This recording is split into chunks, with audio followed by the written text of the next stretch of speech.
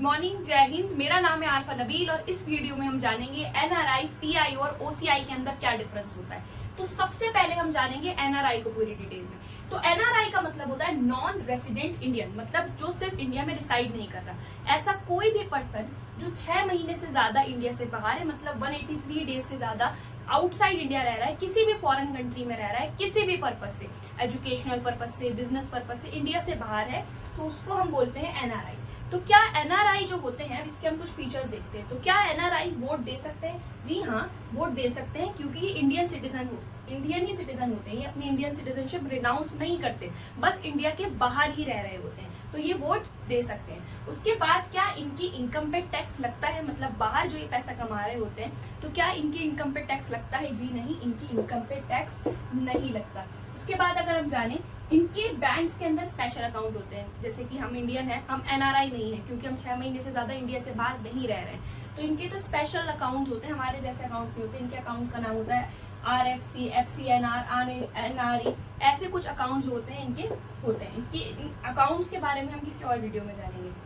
उसके बाद क्या इनको इंडिया में आने के लिए, अब जैसे दोबारा अगर ये इंडिया आना चाहें 6 महीने के बाद, तो क्या इनको किसी वीजा की जरूरत पड़ती है? तो नहीं, इनको किसी भी तरह का वीजा रिक्वायर्ड नहीं होता। ठीक है। उसके बाद अगर हम जाने, क्या अगर इनको कोई रिसर्च वर्क करना है, कोई एनआरआई पर्सन है और उसको रिसर्च वर्क करना है, क्या उनको किसी की परमिशन की जरूरत पड़ेगी? नहीं, वो रिसर्च वर्क कर सकता है, क्योंकि वो इंडियन सिटीजन है। तो जो राइट्स एक इंडियन सिटीजन एंजॉय करता है, वो ही एनआरआई ही करता है, क्योंकि एनआरआई भी इंडियन सिटीजन होता है, बस वो बाहर रह रहा होता है किसी भी पर्पज से। उसके बाद क्या इनको रिजर्वेशन होती है? हाँ, इनको रिजर्वेशन होती है। एजुकेशनल इंस्टीट्यूट में स्पेशल रिजर्वेशन होती है एनआरआई के लिए। तो ये हमने एनआरआई के बारे में देखा। एनआरआई का मतलब होता है नॉन रेसिडेंट इंडियन, जो 6 महीने से इंडिया से बाहर रह रहा है, वो सारे राइट्स एंजॉय करता है जो एक नॉर्मल इंडियन एंजॉय करता है, वोट भी दे सकता है।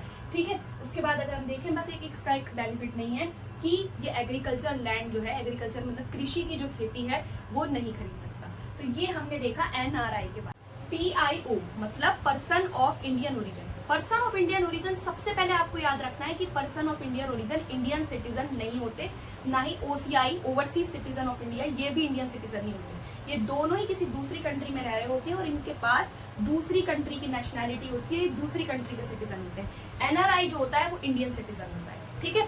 तो सबसे पहले हम जानते हैं कि पर्सन ऑफ इंडियन ओरिजिन कौन होता है। तो पर्सन ऑफ इंडियन ओरिजिन होता है कोई भी foreign citizen except Bangladesh, Pakistan, Afghanistan, Iran, Nepal, Bhutan, या फिर सेंट्रल गवर्नमेंट जो बता दे वो कंट्री। इन कोई भी फॉरेन सिटीजन इन कंट्रीज को छोड़कर अगर उसका जन्म इंडिया में हुआ था, ऐसा नहीं है कि पाकिस्तान, मान लीजिए पाकिस्तान पहले इंडिया का पार्ट था, तो पाकिस्तान वाला भी पर्सन ऑफ इंडियन ओरिजिन कहलाएगा? नहीं, वो नहीं कहलाएगा, क्योंकि पाकिस्तान को छोड़ दिया, बांग्लादेश को छोड़ दिया, अफगानिस्तान को छोड़ दिया, ईरान, भूटान, बांग्लादेश, इन कुछ पर्टिकुलर कंट्रीज को छोड़ के कोई भी फॉरेन सिटीजन जिसका इंडिया में जन्म हुआ था, या फिर जिसके पेरेंट्स का जन्म इंडिया में हुआ था, या जिसके ग्रैंड पेरेंट्स का जन्म इंडिया में हुआ था, ग्रैंड पेरेंट्स का जन्म इंडिया में हुआ था, इन 4 पीढ़ियों का जन्म एक तरीके से इंडिया में हुआ था, वो कहलाते हैं पर्सन ऑफ इंडियन ओरिजिन। या फिर किसी ऐसी टेरिटरी में हुआ था जो 15 अगस्त 1947 के बाद इंडिया का पार्ट बनी है। जैसे कि हम देखते हैं कि सिक्किम जो है, सिक्किम और गोवा, ये जो कुछ स्टेट्स हैं, ये बाद में इंडिया का पार्ट बने, 1947 के बाद इंडिया का पार्ट बने, तो वो लोग भी पर्सन ऑफ इंडियन ओरिजिन कहलाएंगे। पर पाकिस्तान और बांग्लादेश के लोग पर्सन ऑफ इंडियन ओरिजिन नहीं कहलाएंगे। हालांकि हम देखते हैं कि 1947 तक जो है वो इंडिया का ही पार्ट था, 47 से पहले तक इंडिया का ही पार्ट था, पर वो पर्सन ऑफ इंडियन ओरिजिन नहीं कहलाते। तो पर्सन ऑफ इंडियन ओरिजिन क्या है? बस जिनके एंसेस्टर का शॉर्ट में क्या बोलेंगे, जिनके एंसेस्टर्स का जन्म इंडिया में हुआ था। ठीक है। तो अगर हम देखें तो ये फॉरेनर होते हैं, ये इंडियन सिटीजन नहीं होते। ये आपको याद रखना है कि देखिए, पर्सन ऑफ इंडियन ओरिजिन और OCI आपको सेम लगेंगे थोड़े, क्योंकि ये भी वही होते हैं पर्सन ऑफ इंडियन ओरिजिन। पर आपको याद रखना है कि 2015 के अंदर जो मिनिस्ट्री ऑफ होम अफेयर्स था, उसने नए PIO कार्ड्स इशू करने बंद कर दिए थे। मतलब PIO कार्ड अब खत्म हो चुका है। अब कोई और, जैसे अगर मैं आज चाहूँ कि मैं अपना PIO कार्ड बनवा लूँ कि मेरे पेरेंट्स का, ग्रेट ग्रैंड पेरेंट्स का जन्म इंडिया में हुआ है और मेरा भी जन्म इंडिया में हुआ है, पर मैं किसी दूसरी कंट्री में रह रही हूँ और मैं चाहती हूँ PIO कार्ड बनवा लूँ, तो मैं PIO कार्ड नहीं बनवा सकती, क्योंकि मिनिस्ट्री ऑफ होम अफेयर्स ने इसको खत्म कर दिया है। मुझे OCI कार्ड बनवाना पड़ेगा अभी पढ़ती। क्या इनको वीजा की जरूरत होती है? जी हाँ, इनको इंडिया आने के लिए वीजा की जरूरत होती है। ठीक है। ये वोट दे सकते हैं, तो ये वोट नहीं दे सकते। क्यों नहीं दे सकते? क्योंकि ये इंडियन सिटीजन नहीं होते। क्या इनको इंडिया आने के बाद किसी लोकल अथॉरिटी में रजिस्टर कराना पड़ता है, बताना पड़ता है? जी हाँ, अगर ये 180 डेज से ज्यादा इंडिया में रुक रहे हैं, 6 महीने से ज्यादा इंडिया में रुक रहे हैं, तो इनको FRRO foreign regional registration officer को इनको क्या कराना पड़ेगा, रजिस्टर कराना पड़ेगा, अपना बताना पड़ेगा कि हम आए हैं। ठीक है, इसके बाद क्या ये रिसर्च वर्क कर सकते हैं इंडिया में? नहीं, ये रिसर्च वर्क भी इंडिया में नहीं कर सकते, इनको परमिशन लेना पड़ेगा। उसके बाद इनको इंडियन सिटीजनशिप चाहिए, जैसे कि मैं पर्सन ऑफ इंडियन ओरिजिन हूँ, मैं किसी और कंट्री की सिटीजनशिप ले रखी थी, अब मेरा दिल है कि मैं दोबारा इंडिया की सिटीजन बन जाऊँ, तो हाँ मैं बन सकती हूँ।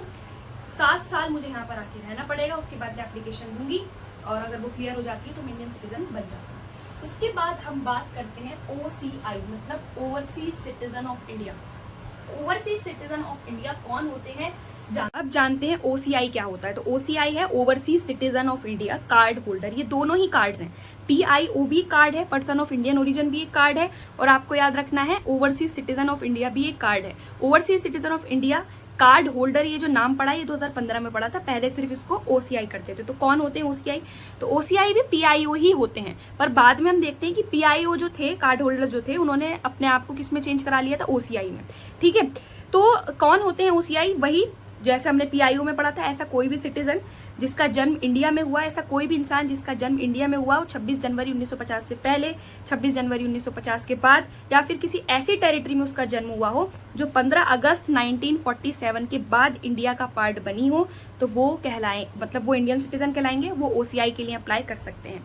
उसके बाद अगर मान लीजिए मैं OCI कार्ड होल्डर हूँ और मेरा जो स्पाउस होगा, मेरा जो हस्बैंड होगा, वो भी OCI कार्ड होल्डर अपने आप बन जाएगा, क्योंकि मैं OCI कार्ड होल्डर हूँ। ठीक है, तो आपको याद रखना है। तो OCI कार्ड होल्डर कौन कहलाता है? ये भी पर्सन ऑफ इंडियन ओरिजिन की तरह ही होते हैं, जिसका जन्म इंडिया में हुआ हो, और वो OCI जो है OCI कार्ड होल्डर बन सकते हैं। तो अब हम जानते हैं इनके कुछ फीचर्स। 2005 के अंदर हम देखते हैं कि 2005 को जितने भी person of Indian origin cards थे उसको किस में बदल दिया गया था? OCI में बदल दिया गया था, क्योंकि कंफ्यूजन क्रिएट कर रहा था एक इंसान के लिए कि दोनों ही कहीं ना कहीं पर्सन ऑफ इंडियन ओरिजिन है, इनका भी जन्म अगर इंडिया में हुआ है तो OCI बनवा सकते हैं, इनका भी जन्म PIO बनवा सकते हैं। तो ये दोनों कार्ड्स जो हैं हम देखते हैं बहुत कंफ्यूजन क्रिएट कर रहे थे एक इंसान के लिए कि हम कौन सा कार्ड बनवाएं। तो यहाँ पर हम देखते हैं कि 2005 में जितने भी PIO कार्ड थे उसको किस में बदल दिया गया? ओवरसीज सिटीजन ऑफ इंडिया में बदल दिया गया, क्योंकि ओवरसीज सिटीजन ऑफ इंडिया के ज्यादा फायदे हैं। तो सबसे पहले देखते हैं इसके कुछ फीचर्स। तो सबसे पहले तो देखिए, ये भी फॉरेनर होते हैं, इनके पास इंडियन सिटीजनशिप नहीं होती है, किसी और कंट्री के नागरिक होते हैं। जिनके पास लाइफ लॉन्ग वीजा होती है, मल्टीपर्पज वीजा होती है, कभी भी आए कितना भी रहे कोई दिक्कत नहीं है। ठीक है, तो इनके पास लाइफ लॉन्ग वीजा होती है, कितना भी रह सकते हैं इंडिया के अंदर। ये इनको FRRO में, जैसे कि हमने देखा था कि PIO person of Indian origin को क्या करना पड़ता है? FRRO को रजिस्टर कराना पड़ता है। अगर 180 डेज 6 महीने से ज्यादा रह रहे हैं तो फिर FRRO को, लोकल अथॉरिटीज को क्या करना पड़ेगा? इन्फॉर्म करना पड़ेगा PIO को। पर यहाँ पर हम देखते हैं कि FRRO को कोई किसी भी तरह का कितना भी रह सकते हैं यहाँ पर। ठीक है, उसके बाद हम देखते हैं कि इनको इंडियन सिटीजनशिप कैसे मिलेगी। अगर मान लीजिए आपने PIO कार्ड बनवाया था तो आपको 7 साल तक इंडिया में रहना पड़ेगा, 7 ईयर्स तक। उसके बाद हम देखते हैं अगर आपके पास आप OCI कार्ड होल्डर हो, मतलब अगर मेरे पास 5 साल से OCI कार्ड मेरे पास बना हुआ है पिछले 5 साल से, तो सिर्फ मुझे इंडिया में आके 1 साल मतलब 12 महीने रहना पड़ेगा और मैं इंडियन सिटीजन बन सकती हूँ। 12 महीने रहना पड़ेगा सिर्फ। उसके बाद चार्जेस, सेम चार्जेस का मतलब क्या है? जैसे कि जो वाइल्ड लाइफ सेंचुरीज होती हैं, नेशनल पार्क्स होते हैं, हिस्टोरिकल प्लेसेस होते हैं, ठीक है, जो हिस्टोरिकल प्लेसेस होते हैं, नेशनल पार्क्स होते हैं, इन सब में जो चार्ज इंडियंस दे रहे होंगे वही मैं दे रही हूँ। ठीक है, हालांकि मेरे पास क्या है, अब अगर मैंने OCI कार्ड बनवा रखा है तो ठीक है। उसके बाद हम देखते हैं रिसर्च वर्क। रिसर्च वर्क तो देखिए इनको अलाउ नहीं होता क्योंकि ये फॉरेन सिटीजन होते हैं। उसके बाद ये ना ही तो ये एग्रीकल्चर लैंड खरीद सकते हैं, ना ही ये एग्रीकल्चर लैंड खरीद सकते हैं, ना ही NRI एग्रीकल्चर लैंड खरीद सकते हैं। एग्रीकल्चर लैंड का पूरा एक अलग कॉन्सेप्ट है।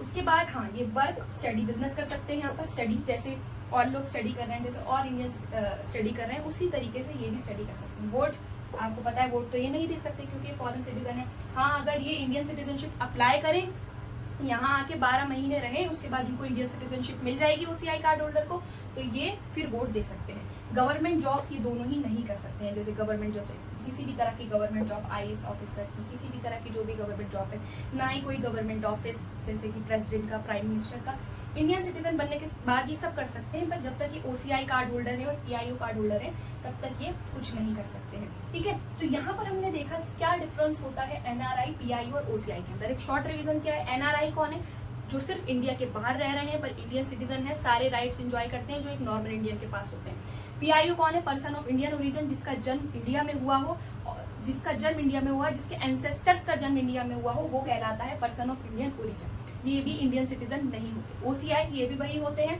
इनके पास ज्यादा फायदे होते हैं PIO से। तो ये हमने शॉर्ट में देखा कि NRI, PIO और OCI में क्या अंतर होता है। Thanks for watching. अगर आपको किसी भी टॉपिक पर वीडियो चाहिए हो तो मुझे ज़रूर बताइएगा, और अगर इसमें कोई भी कंफ्यूजन हो तो आप कमेंट्स में बता सकते हैं। Thanks for watching.